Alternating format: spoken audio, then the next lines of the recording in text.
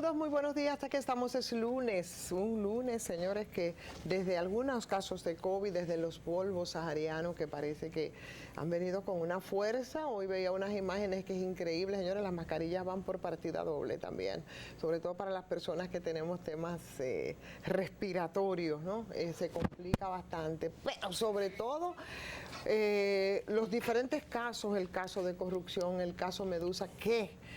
Porque nos pasamos mucho el fin de semana metidos tratando de ir avanzando en esas 12.500 páginas en las que uno le da la sensación que tú tienes como la institucionalidad del país metida en un amasijo de 12.500 páginas. Así es, porque aquí hay que ver todo lo que institucionalmente ha estado ocurriendo. Pero hoy no vamos a hablar del caso Medusa, del que se hablará por mucho tiempo, con muchas lecturas, como decíamos, no solamente jurídica, ética, política, claro que sí, tiene su impacto en lo político irremediablemente. Hoy vamos a hablar de energía eléctrica, que también es un problema que tenemos, que nos golpea, que nos dicen, que no entendemos. Bernardo anda haciendo un periplo desde hace rato, por lo menos poniendo las cosas claras con lo que la gente a veces no entiende, que siempre hemos dicho, aquí la gente sabe que le cobran carísimo y que ahora y que le dan muchos apagones, que por cierto en los últimos días han aumentado. El fin de semana fue un desastre. Bernardo, buenos días, ¿cómo estás? Buenos días, Ivonne. Bueno, oye, el fin de semana fue una cosa increíble. Hace tiempo que venimos con los apagones, ¿no? Aumento de tarifa, muchas explicaciones, muchas justificaciones, por lo menos intentos. Pero se están jugando con candela, porque los apagones y la tarifa cara y el calor, eso es un riesgo, ¿eh? Y fíjate, en marzo había, digamos, una excusa frente a la población del porqué de los apagones. Sí. La mala operación de Punta Catalina, de la unidad número 1, que produjo que saliera durante 70 días, la coincidencia de que AES Andrés tenía su mantenimiento programado, no como el de Punta Catalina, que estaba programado para junio, y por la mala operación que se originó el 29 de marzo, tuvo que salir, pero AES tenía su mantenimiento programado para abril, sí. No podía posponerlo, entonces se juntaron que teníamos fuera del sistema casi 700 megavatios de generación térmica, porque siempre es importante destacar que la generación térmica es la generación que está disponible 24/7, porque toda esta energía renovable, eólica y solar, de la que tanto se alardea, es buena, pero en un sistema y una economía no se sostiene en energía renovable. O sea, los únicos países que pueden vivir de energía renovable son los países que tienen una alta incidencia en generación hidroeléctrica, como el caso de los países escandinavos, los países nórdicos de Europa, Noruega, Suecia, Finlandia, Dinamarca, donde tienen, por temas de los deshielo, tienen el 90-95% de su generación es hidroeléctrica. Brasil, que tiene alrededor del 90-95% hidroeléctrica, pero el resto de la humanidad, el resto de los países, la base de desarrollo, la base de la generación es la fuente térmica. Entonces cuando sale 300 megavatios, 600 megavatios de generación térmica, usted está perdiendo un aporte del 24/7. Ahora, ¿qué pasa? Ahora no hay ninguna planta indisponible por mantenimiento, por avería, por lo que fuera, de generación térmica.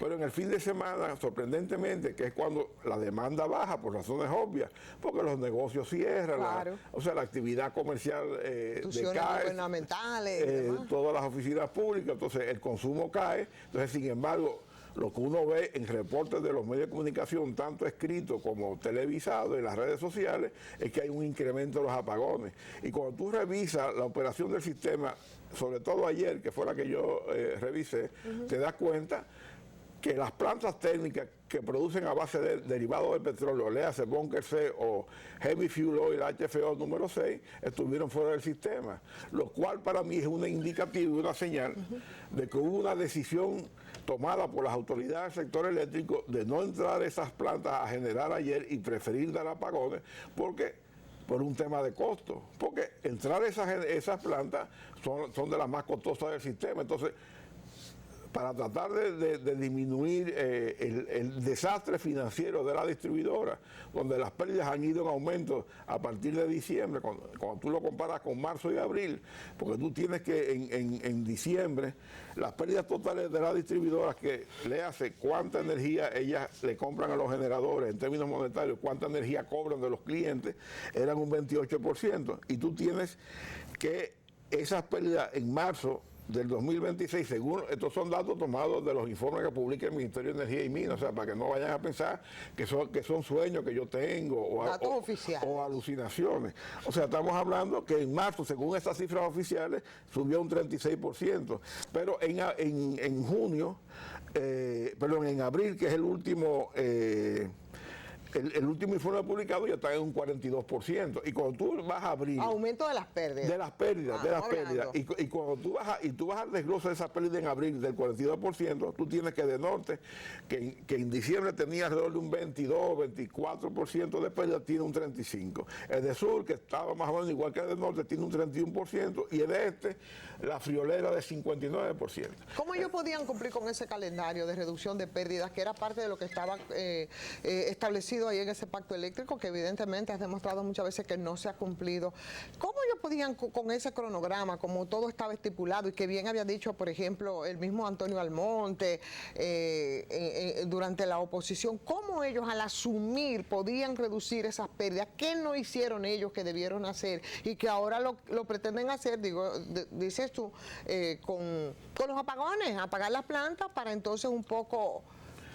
Mira, el déficit financiero se reduce de dos maneras. O sea, el déficit flujo de caja. Uno, reduciendo las pérdidas, o sea, cuánta energía yo compro a los generadores, cuánta energía yo cobro.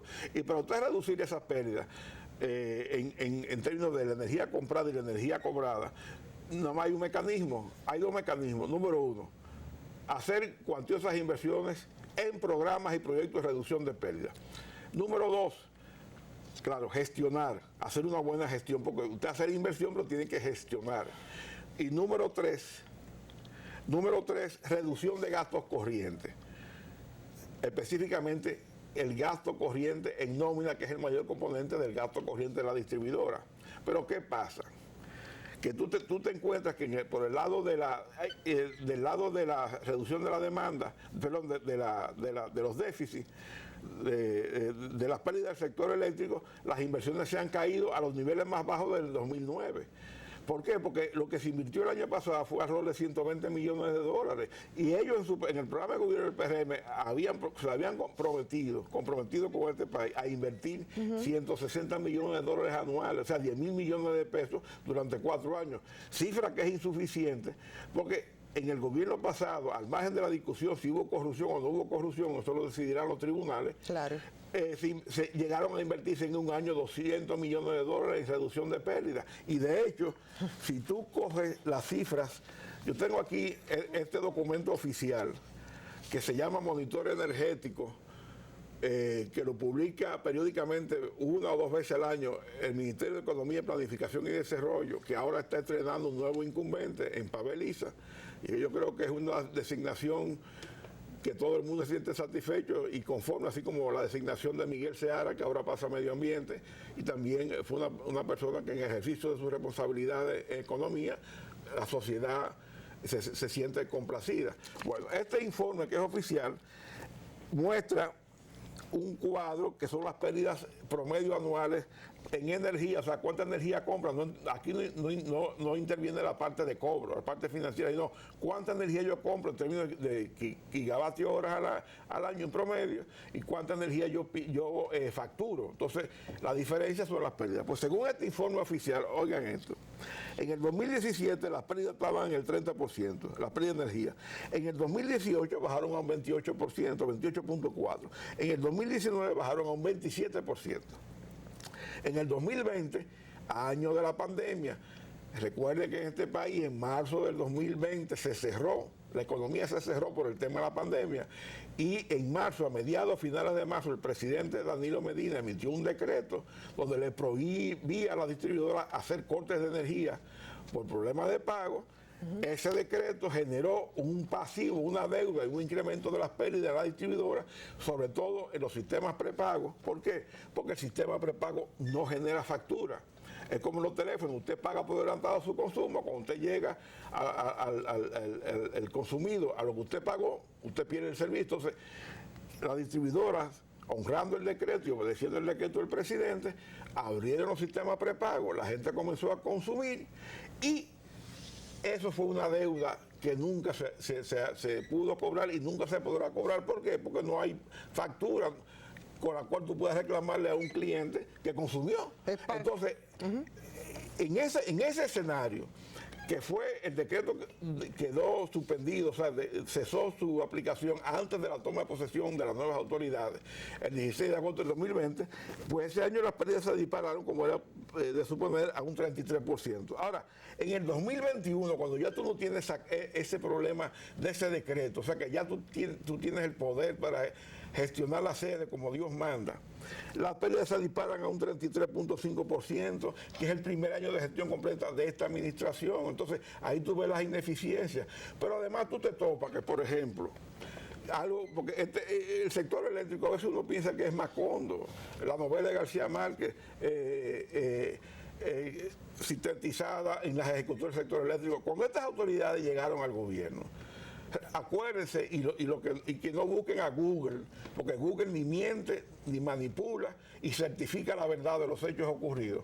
Ustedes van a ver las denuncias que hicieron tanto el ministro de Energía y Minas como el vicepresidente ejecutivo del Consejo Unificador de la Sede, que llegaron a la distribuidora y se encontraron con una cantidad de materiales y de contadores en exceso. Es más, el vicepresidente ejecutivo del Consejo Unificador de la Distribuidora, que hoy día es el administrador de la peor distribuidora, decía que en almacén había una cantidad de contadores que superaba con creces los clientes de la distribuidora y que no entendía eso. Entonces tú te encuentras hoy día. La realidad es otra. Exacto. Hoy día tú te encuentras que las distribuidoras no tienen contadores, pero para operatividad diaria. ¿Cuál es la operatividad diaria? Ni tienen cable ni tienen contadores. O sea, ¿cuál es la operatividad diaria? A mí se me daña un contador en mi casa por las razones que fuera, se quema un sobrevoltaje porque la gente hace fraude, etcétera, y hay que cambiárselo.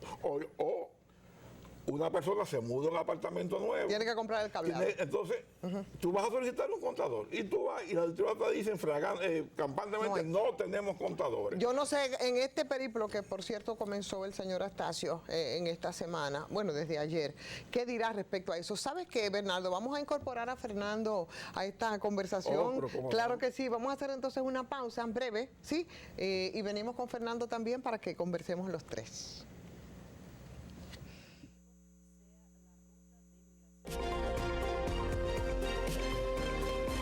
Bueno, ampliamos la conversación y efectivamente Fernando se incorpora con este tema que es la de nunca acabar. Esto es terrible. Fernando. Ya yo doy que o me da un electrocuto o me da un apagón. Así es, en esas estamos y precisamente un poco hablando sobre las razones de los apagones, ¿no? Y de algunos incumplimientos de ese pacto eléctrico. En ese punto estaba Bernardo precisamente. ¿Incumplimiento de? Incumplimiento de algunos de los puntos del pacto eléctrico y sobre el que ahora se apoyan para hablar del aumento de las tarifas, que ahora ha venido matizada con unos apagones. Una locura, que la gente no entiende nada. Lo único que del disque pacto se aplica es el proceso infernal de subir la energía. Claro. Sin los procedimientos incluso, ni de la ley, ni siquiera de lo que ellos mismos plantearon. ¿Sabes una cosa? Todo lo contrario a lo que el PRM hizo. No, sobre la tarifa, lo que dijo y lo que planteó y escribió, está haciendo ahora. Me encanta, Bernardo, porque en una entrevista te escuchaba el otro día y ahí le suelto. Me encantó y yo de verdad, yo iba escuchándolo en el carro y me exploté de la risa porque le preguntaban, entonces, después de todo eso, ¿qué usted cree? ¿Cuál debe ser la solución? Digo, lo que decía Toñito, pero antes de ser ministro de Energía. Y mira, exactamente. O sea que es retomar todo eso. Pero señores, el PRM ganó con un 52% de las elecciones. ¿Qué significa? Que el 52% de esta población compró el discurso que ellos hicieron, el programa de gobierno. Entonces, la gente, ¿por qué votó en el programa de gobierno del PRM? O sea, ¿cuál fue? ¿Qué decía?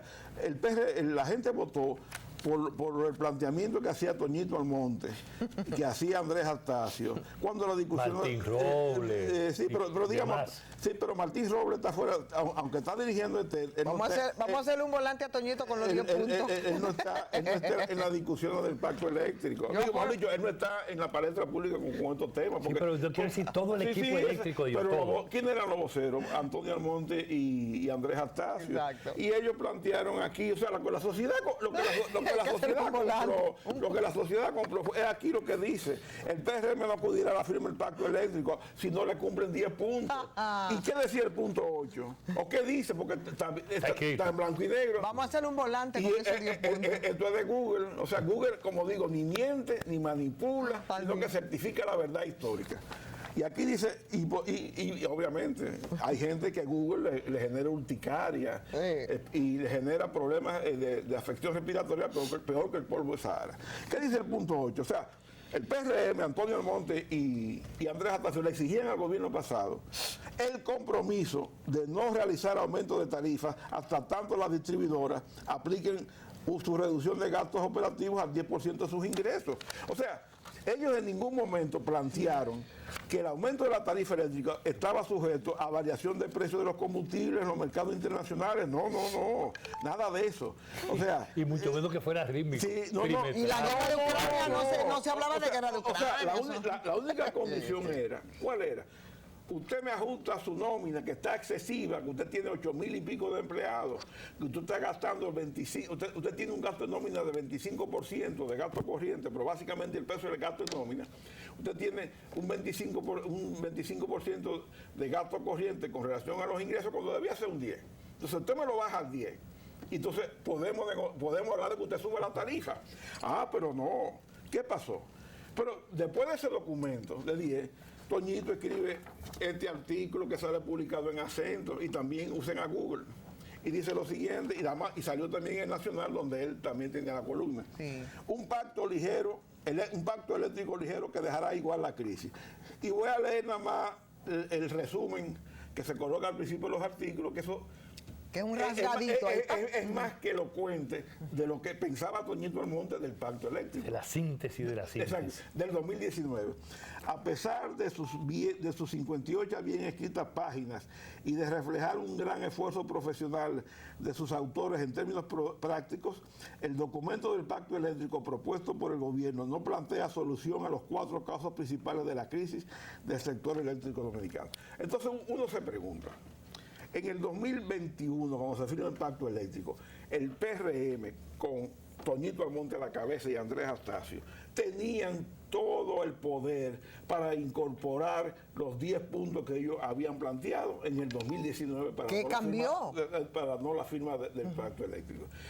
Y como tú sabes, Fernando, porque tú fuiste un actor y eres un actor en estas discusiones, el PRM se retira en el 2018, o sea que ellos no estuvieron presentes. Pero al final lo gestaron el documento, ¿verdad? Entonces, en el 2021, uno esperando la firmeza del discurso de la oposición y que uno entendía que había coherencia entre la palabra y los hechos, al final lo que prevalece es el hecho, porque como dice la Biblia, por sus hechos los conoceréis. Entonces, ¿qué tú hubieras esperado? Que yo hubiera incorporado esos 10 puntos, con lo cual en gran medida la sociedad, el sector social estaba de acuerdo y no hubiera habido problemas. Pero no, firman exactamente el documento que objetaron en el 2019 y mira qué interesante esto. ¿Quiénes firman en el 2019? Todos los que estaban de acuerdo en confirmar en el 2021, todos los que estaban de acuerdo en confirmar en el 2019, los empresarios, el sector sindical, esencialmente, y los partidos políticos. Y obviamente el PLD, que fue reivindicado con la firma de esos documentos, porque le firmaron un documento. Entonces el PLD actúa con coherencia, porque el PLD no puede objetar la firma del documento. Y hay que ser en esto, pienso que muy preciso. El sector empresarial firmó, porque firmó la mayoría. Sí. Pero hubo organizaciones empresariales, y tú lo sabes, y empresas que no firmaron, aunque estaban en la lista de firmantes. No, está bien, pero hubo al mismo tiempo fracciones del movimiento sindical que tuvieron actitudes diferentes. ¿Qué es lo que ocurre? Que eso que se firmó fue una cosa tan burda, que el documento igual era el mismo anterior, hasta con las fechas viejas. Sí, sí, no, Todo. y con un plan de reducción de pérdidas que estaba referenciado al 2019, o sea que estaba desfasado. Y peor, no lo pudieron firmar en el momento que lo hicieron y abrieron un espacio para que pasaran a firmarlo y duran semanas en eso. Puntos, es eso del increíble. volante. No, pero además de eso, pero el punto que yo quiero destacar es que el que estaba dispuesto a firmarlo en el 19 lo firmó en el 21, en esencia, o sea, aunque haya disidencia. Y para ser coherente lo firmaron igualito hasta sin cambiarle nada. Exacto. Y lo que se opusieron en el 19 a la firma, que fue el sector social, decidió no firmarlo. No firmar, y no firmó. Ahora, ¿quién es el camaleón? ¿Quién es el que cambia de posición? ¿Quién es el que en los hechos es incoherente? El que no participó, que no estuvo, que lo negó y que ahora lo asume como si fuera su propia criatura. Exactamente. El que se negó a firmarlo en el 2019 y lo firmó en el 21, el mismo documento. Entonces, eso es incoherencia, eso es inconsistencia. Ahora bien, ¿qué es un pacto? Vamos en términos prácticos. Es el acuerdo entre partes. O sea, un contrato. Entonces, un contrato entre partes obliga a las partes. Y si una de las partes no cumple, el contrato de hecho no existe. Es nulo. Entonces, ese contrato que firmó frente a la sociedad de manera voluntaria, los funcionarios del sector eléctrico, Antonio Almonte y Andrés Atacio, que son los jefes de la distribuidora, digo, porque Toñito era jefe hasta el jueves, porque ya el decreto lo dejó en función, ya no tiene responsabilidad en la distribuidora según el decreto que emitió el presidente nombrando a Manuel Lara. Pero ellos se comprometieron con esta sociedad de manera pública. ¿A qué? A reducir pérdidas y a reducir gastos corrientes. Y ha ocurrido todo lo contrario. Y si tú coges la nómina de la distribuidora entre diciembre del 2021 y marzo y abril del 2022, la cantidad de empleados en la distribuidora ha ido en aumento. Marginalmente, pero ha ido aumentando. Y todavía hoy día, a pesar de que ellos han reducido a diciembre del 2021 cerca de 1.000 empleados netos con relación a lo que encontraron en agosto, porque ellos introdujeron empleados nuevos, una gran cantidad, y sacaron y al final el balance neto era 1.000 menos. Pero ¿qué tú te encuentras? Que cuando tú divides el salario, cuando tú obtienes el salario promedio anual de la distribuidora, que ganan los empleados, el promedio, que es muy fácil, porque para eso no hay que ser genio, ni doctor. Aritmética. El nieto mío que tiene 4 años, que está aprendiendo a sumar ya, y lo puede hacer. Que tú coges de los informes que publica el Ministerio de Energía y Minas, tú tienes el total pagado en nómina en un año y lo divides entre la cantidad de empleados. ¿Y qué te da eso? El promedio de los salarios anuales de la distribuidora. O sea, eso es si todo el mundo ganara igual. Y tú tienes este gráfico que es un primor. Es un primor. ¿Qué dice este gráfico? Miren, en el 2018, un empleado de la distribuidora en promedio ganaba $12.850 al año de salario. Claro, eso la distribución interna es unos pocos con altos salarios y la mayoría con menos salarios. Bueno, en el 2019 sube a $13.318. En el 2020 sube a $13.114 en promedio anual, disminuye. ¿Y usted sabe a cuánto sube en el 2021? $14.859 de promedio anual. O sea, ¿qué significa eso? Que a pesar de la reducción de la empleomanía, aumenta el salario promedio anual. ¿Por qué? Porque los que entraron en el estrato superior ejecutivo entraron ganando un salario vertiginoso. Y eso que Toñito en la distribuidora ahí era honorífico. Exactamente. Imagínate ahora que hay que pagarlo. Bueno, está bien, pero eso no mueve nada, porque eso, imagínate, un empleado en 7.500 que tiene 7.600. Sí, además que hay que pagarlo. Exacto. Y además de eso, me deciste, la cantidad de empleados que tienen es más de 4 veces lo que dice el estudio de tarifa técnica de INECON 2016, que debe ser 1.800 empleados. Entonces, ellos, hay que reconocerle, bajaron la cantidad de empleados, pero subieron los salarios. Al final, no es un tema de que tengan más o menos empleados, es que los gastos corrientes sean el 10% de los ingresos. Claro. Que fue su promesa en los 10 puntos. Su exigencia. El 10%. Sí, al 10%. Al 10%. O sea, tú sabes que representa tener un gasto corriente. Al momento ¿A cuánto es que está ahora, Bernardo? Ellos tienen ahora mismo alrededor de un 24% de gasto corriente con relación a los ingresos. ¿Y tú sabes lo que significa eso en sangría financiera para la distribuidora? $200 millones anuales. Que estamos tirando el zafacón. porque el gasto corriente es un gasto improductivo. Ahora, si tú me dijeras que ese dinero lo están invirtiendo en reducción de pérdidas, en comprar contadores, claro, eso potencia, entonces con eso reduce. Pero ¿qué pasa? Como ellos tardaron más de un año en hacer una licitación para comprar contadores y cables para la distribuidora, para su operatividad del día a día, se le agotaron los cables, se le agotaron los contadores. ¿Y qué están haciendo ahora? Que yo voy, solicito un contador porque se me dañó, porque me voy a mudar a un apartamento, compré un apartamento o alquilo un apartamento y me dicen las 3 distribuidoras, no tenemos contador. Ahora, ¿Y eso pasó algo similar que te conectan directo. Sí. Y entonces, ¿qué hace? Que aumentan las pérdidas porque tú comienzas a consumir sin medición. Claro. Fue algo similar que hicieron con el carbón también, ¿no? Algo similar. Bueno, en el carbón, ¿qué pasó con el carbón? Se le olvidó comprar carbón. Pero sencillamente, ahora, la gente tiene... Se olvidó comprar carbón, se olvidó comprar contadores. Pero mire este dato, porque la verdad hay que decirla, duele a quienes duela, y la verdad siempre favorece a alguien y perjudica a alguien. ¿Cuál es la percepción que tiene la gente de dónde tuvo la negligencia de la compra de carbón? En el administrador de Punta Catalina, que en el pasado era Serafín Canario. Pero realmente, la CDE, que es la que administra Punta Catalina en términos organizativos, en términos gerenciales, porque es la entidad jurídica que existe bajo la cual está Punta Catalina, opera bajo la ley 34006 de compra y contrataciones, que establece quién es quien tiene la potestad de comprar o convocar licitaciones para comprar. No, el comité de compra y contrataciones de CDE. ¿Quién era el presidente del comité de compra y contrataciones de CDE en el 2021? Antonio Almonte, ministro de Energía y Minas. ¿Quién era el funcionario técnico de ese comité que ostentaba en su condición de director en ese momento, entre los muchos cargos que tiene, en ese momento era director ejecutivo de la CDE, que lo sigue siendo hoy día, director de planificación de CDE, que ya no lo es?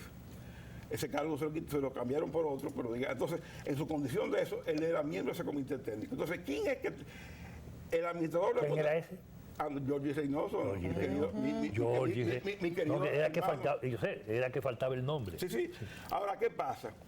El administrador de Punta Catalina, léase Serafín Canario, léase Celso Marrancini, no es miembro de ese comité de compra y contratación que es creado por ley. Pero es el sacrificado. No, pero entonces, ¿qué pasa? ¿Quién es que convoca la licitación? ¿El administrador?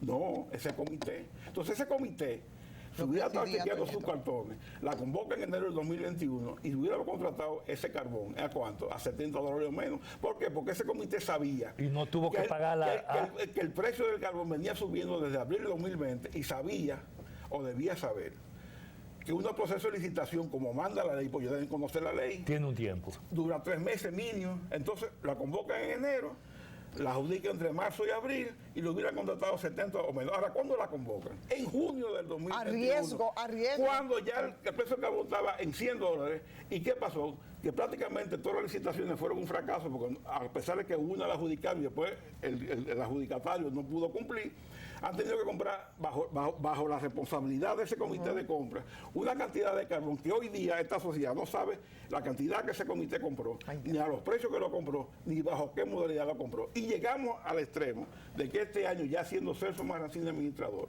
en una licitación convocada por el comité, que ahora es presidido por Jorge Reynoso, porque Celso no es miembro de ese comité, llegamos a comprar carbón a $386 la tonelada, 384. Y en un proceso que inclusive... De 70 hasta allá. O sea, y en un proceso... Pero además tomando un riesgo. En un proceso, óyeme bien, que la oferta que presentó la empresa ganadora, la que estaba en Estrata, creo que se llama. Que no, Glencore. Glencore International. Glencore. Inicialmente presentó $500 la tonelada. Pero, y negociaron a 300 y pico. ¿Y tú sabes cuánto le ha representado esta sociedad a la distribuidora? Ese dinero en exceso que se ha pagado en de Punta Catalina, que yo no digo ni insinúo que sea corrupción, sino un problema de improvisación y negligencia, le ha costado más de $200 millones. Pero una cosa. Entonces, ¿dónde va esos $200 millones?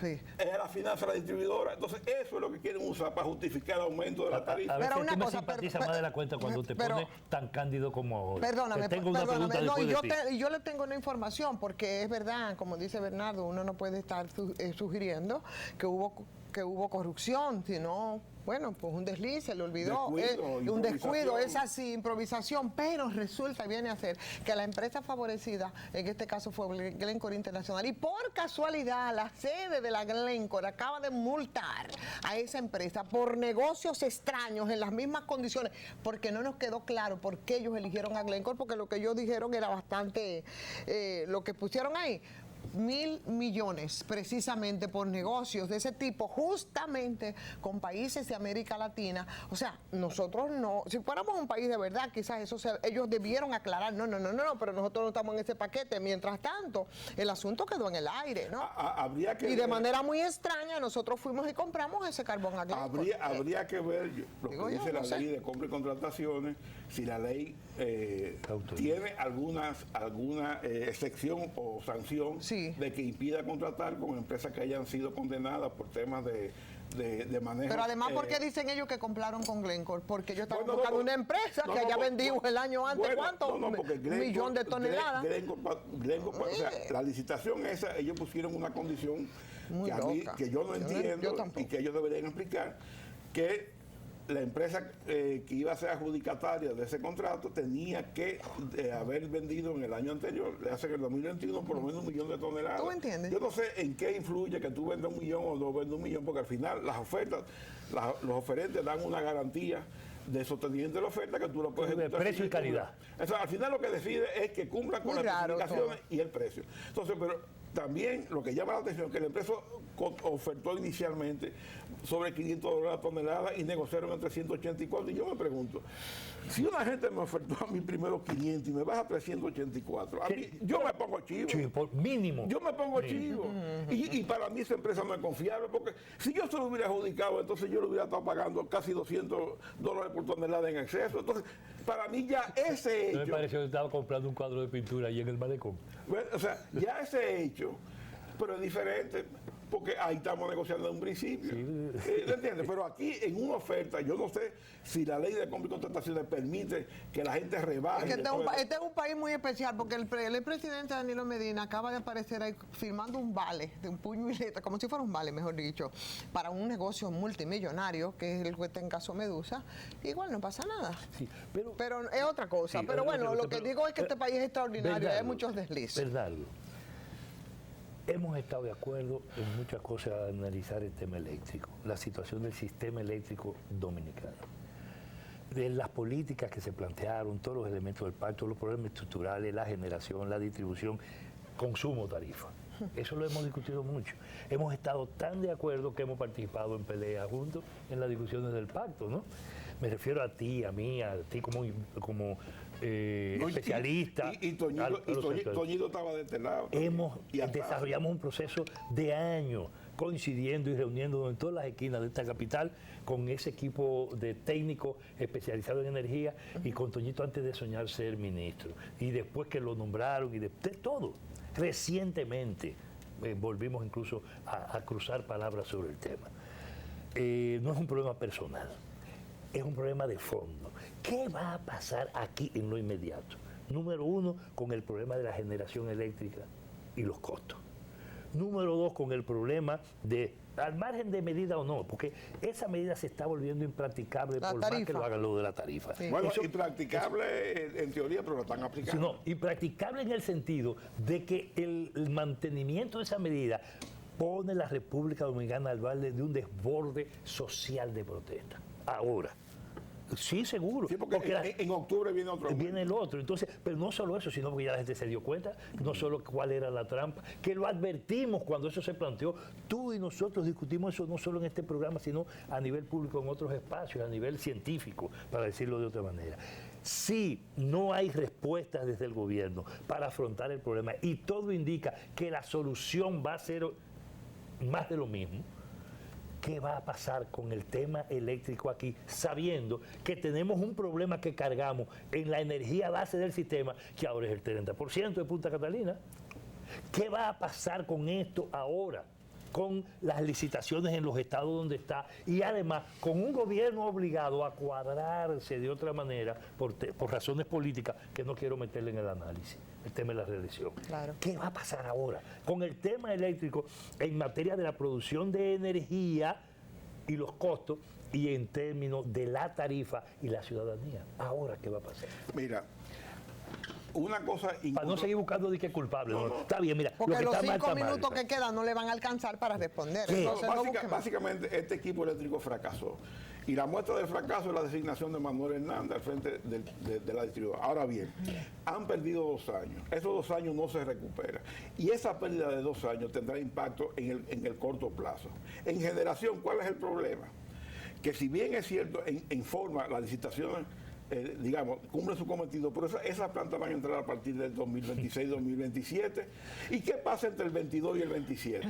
Cuando de 3 a 4 años estamos hablando. Cuando el propio Antonio Almonte, cuando se crea la crisis de apagones de marzo por la salida de Punta Catalina, por la mala operación, hace público un documento donde dice, y para echarle la culpa al gobierno pasado de los apagones de marzo, o sea, 2 años después, saca un documento, un estudio de mercado energético, una consultora argentina, donde dice ese estudio que recomendaba instalar en el 2021 600 megavatios de una central térmica y 600 megavatios en el 2023.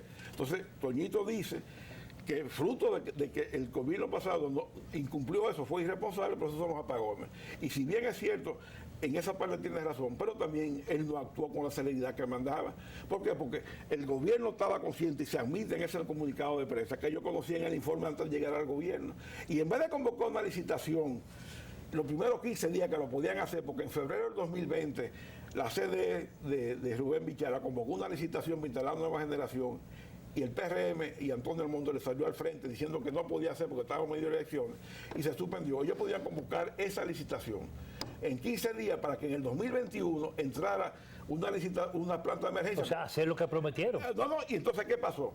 ¿Sabe cuándo convocan esa licitación? La convocan en diciembre del 2021. Sí. 21, ¿cuándo? Cuando ya no puede entrar la planta en 21, pero además, en vez de ser de 600 megavatios, es de 400 megavatios. No hay ninguna generación técnica planificada para entregar en el 2023.